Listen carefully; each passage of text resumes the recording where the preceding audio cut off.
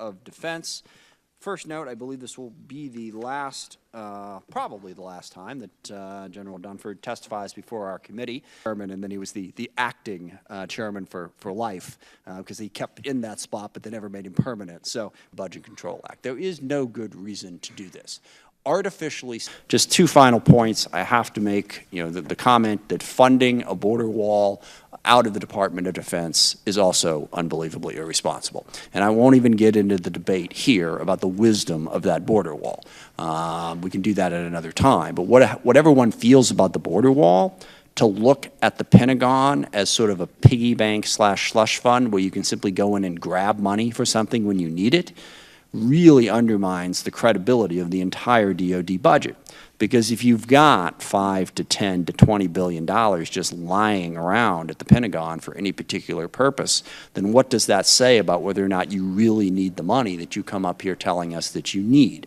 So this committee, and I think there's been bipartisan expression of this, is unalterably opposed to taking money out of DoD to fund the border wall. And fiscal instability have affected our readiness and eroded the competitive advantage we enjoyed a decade or more.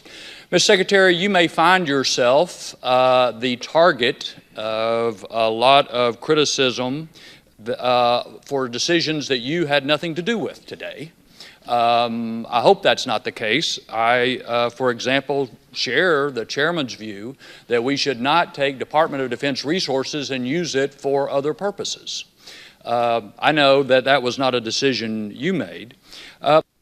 Thank you, Mr. Chairman, and thank you to all of you for joining us today, and particularly to General Dunford. It's been a privilege. And the conversation took place prior to the declaration of a national emergency. It was part of the consulting that went on.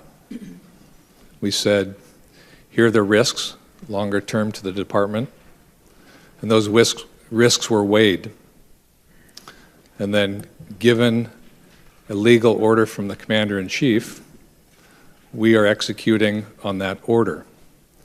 And as we discussed, the first reprogramming was $1 billion, and I wanted to do it before we had this committee hearing because we've been talking about this for some time, and I've been deliberately working to be transparent in this process, fully knowing that there is downsides, which will hamper us.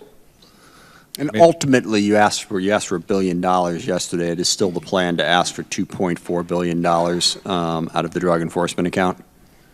We haven't made the assessment of what, so consider these increments or tranches, however you want to phrase them.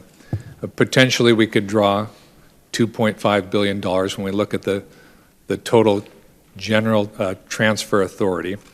We think beyond that would be too painful to being able to continue and maintain readiness and operations. Okay. But we don't know what that next increment of funding would look like. Y'all for being here and for your service to our country. Secretary Shanahan, I appreciate you taking the lead of defense. The administration Space Force proposal is the one that you sent over is very comprehensive.